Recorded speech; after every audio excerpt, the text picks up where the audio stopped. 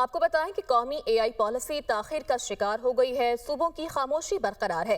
وفاق کا ایک ماہ قبل صوبوں کو اے آئی پالیسی پر خط تاحال جواب موصول نہیں ہوا ہے۔ قومی پالیسی کے لیے مجوزہ اے آئی کونسل اب تک تشکیل نہ پا سکی ہے۔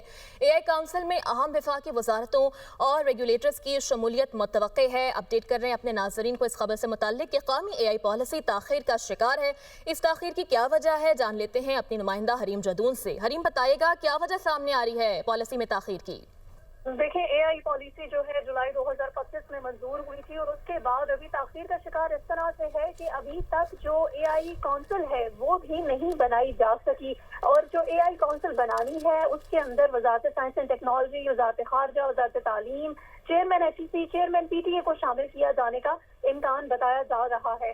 تو بیسیکلی یہ پہلے یہ کونسل بننی ہے، اس کے بعد جو ہے اے آئی پالیسی آگے بڑھ سکتی ہے۔ اب آپ نے سوال یہ پوچھا کہ کیا وجہ ہے کیوں نہیں بن پا رہی، اس کی مین وجہ ہمارا انفراسٹرکچر ہے۔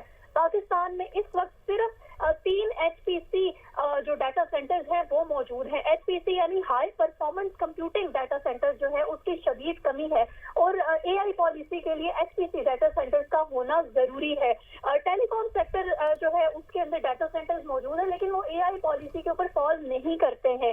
تو بیسکلی پرائیویٹ سیکٹر جو ہے وہ ڈیٹا سینٹر کے اوپر کام تو کر رہا ہے، لیکن ایچ پی سی ڈیٹا سینٹر بنانے کی اشد ضرورت ہے اس وقت، اور یہی وجہ سامنے آ رہی ہے اے آئی کونسل کے حوالے سے۔ اب اس میں امپورٹنٹ چیز ایک یہ بھی ہے کہ صوبوں کو خط لکھا گیا تھا 1 ماہ پہلے، لیکن صوبوں نے ابھی تک اس حوالے سے کوئی جواب نہیں جمع کرایا۔ وفاق نے یہ خط لکھا تھا صوبوں کو اے آئی پالیسی کے حوالے سے کہ اگر اے آئی پالیسی اگر صوبوں کے حوالے سے کوئی چل رہی ہے تاکہ اس میں وفاق کے جو پالیسی ہے اس کی کوئی ڈپلیکیشن نہ ہو، لیکن ٹھیک ہے، قومی اے آئی پالیسی ابھی تک تاخیر کا شکار بتائی جا رہی ہے۔ حریم ہمیں اپڈیٹ کر رہی تھی، بہت شکریہ آپ کا۔